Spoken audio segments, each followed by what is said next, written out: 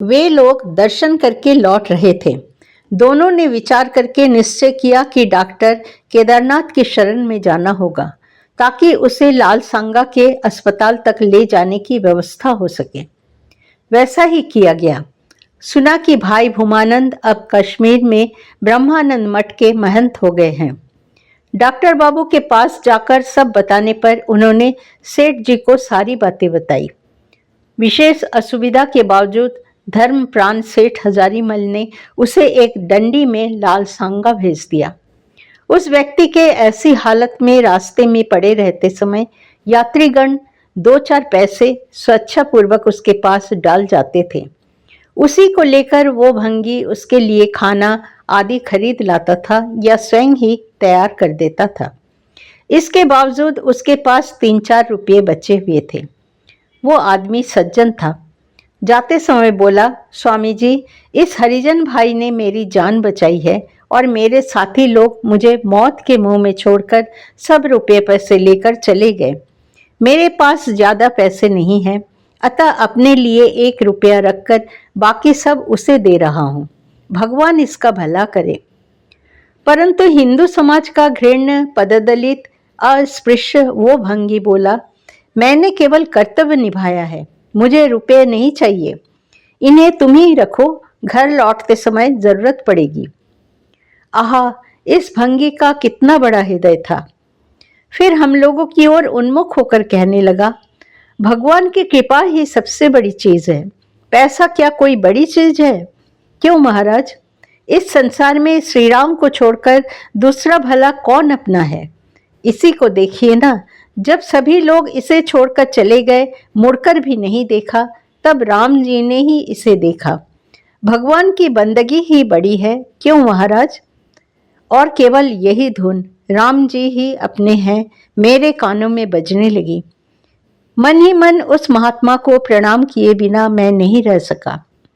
कौन नीच है, कौन अस्पृश्य है, यह तथाकथित भंगी या फिर वे लोग जो उसे छोड़कर चले जाने वाले स्वार्थ में अंधे कर्तव्यभ्रष्ट लोग?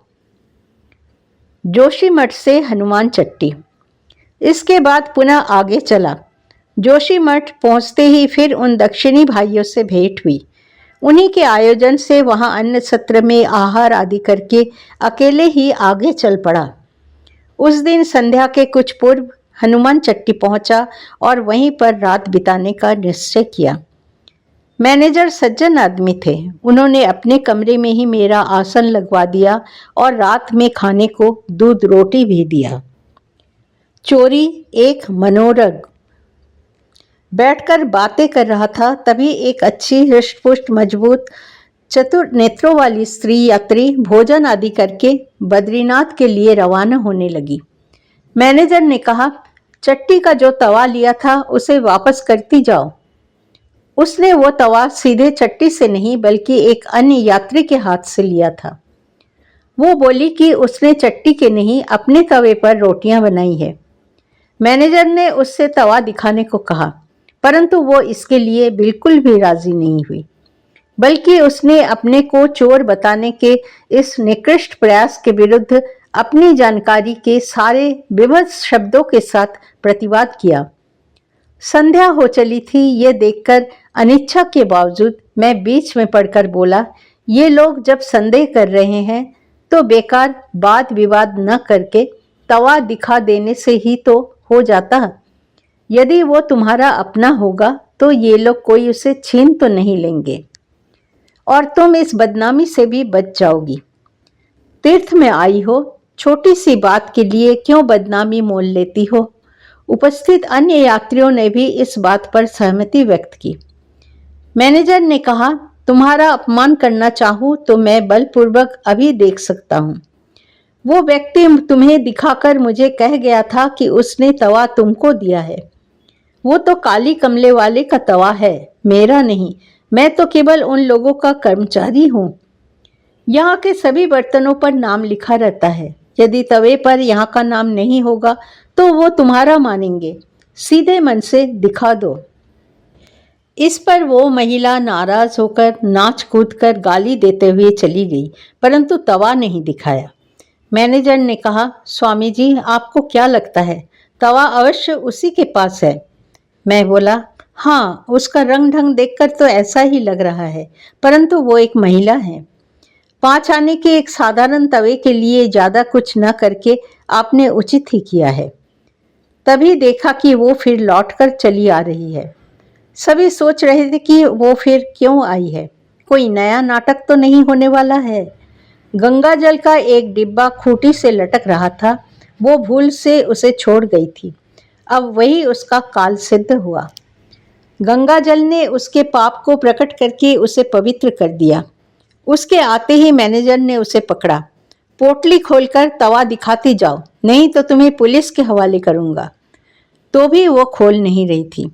आखिरकार सभी लोग इस पर जोर देने लगे, उसे घेर कर जिद करने लगे, दिखाना ही होगा। आखिरकार उसे बाध्य होकर दिखाना पड़ा। सचमुच वो काली कमले वाले का ही तवा था, चोरी का था। उसके भाग्य दोष से ठीक उसी समय पुलिस भी आ पहुंची, परंतु इतना सब हो जाने पर भी वो अपना दोष मानने को राजी न थी। वो मूर्खतापूर्ण तर्क देने लगी, नाम होने से ही क्या उनका हो जाएगा?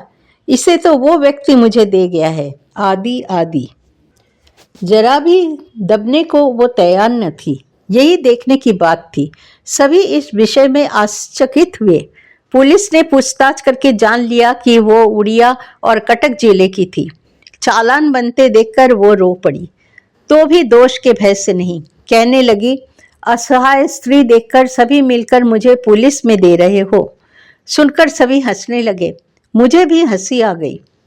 अंत में मुझे लगा इसका दिमाग ठीक नहीं है, क्योंकि पागल हुए बिना क्या कोई ऐसा कर सकता है? अतः इसे छोड़ देना चाहिए। सामान तो मिल ही गया है, इसे जाने दो। मैनेजर ने मेरा अनुरोध मान लिया, पुलिस ने भी उसे छोड़ दिया। हे भगवान, तीर्थ करने आकर भी आदमी ये सब क्या करता है? पुराना स्वभाव संस्कार जाग उठता है। मौका मिलते ही व्यक्ति उद्देश्य, स्थान, काल, पात्र सब भुला बैठता है। बद्रीनाथ में अगले दिन सुबह बद्रीनाथ के लिए रवाना हुआ। रास्ता अच्छा था, केवल एक जगह बर्फ जमी थी। आकाश खूब साफ था। बद्री नारायण पहुंचकर पहले गर्म कुंड में स्नान किया और फिर दर्शन करने गया। मूर्ति को फूल मालाओं से इतना सजाया था कि श्रीमुख के अलावा अन्य कुछ भी नहीं दिख रहा था। स्थान का प्रभाव खूब अनुभव हुआ। फिर रहने के लिए जगह ढूंढने गया। पहले बाबा काली कमले वाले के सत्र में और उसके बाद धर्मशाले में गया। मैनेजर ऋषिकेश से ही परिचित था, अतः रहने तथा भोजन की कोई असुविधा नहीं हुई। मैनेजर के आग्रह से मैं वहां करीब 8-9 दिन रहा। एक अन्य मकान में रहता और भिक्षा सत्र में करता था। जिस दिन वहां पहुंचा उसी दिन सत्र में एक अमेरिकन से भेंट हुई। वो गेरुआ वस्त्र धारण किए हुए था, सिर पर पगड़ी थी। भ्रम हुआ कि साल्वेशन आर्मी के हैं। बाद में मैनेजर ने बताया कि वे रामकृष्ण मिशन के हैं और स्वामी विवेकानंद के अनुयायी हैं। मैं किस संस्था का हूँ ये बात मैनेजर को ज्ञात नहीं था, क्योंकि विशेष आवश्यकता के बिना मैं अपना परिचय नहीं देता था। अन्य साधुओं की भांति ही रहता था।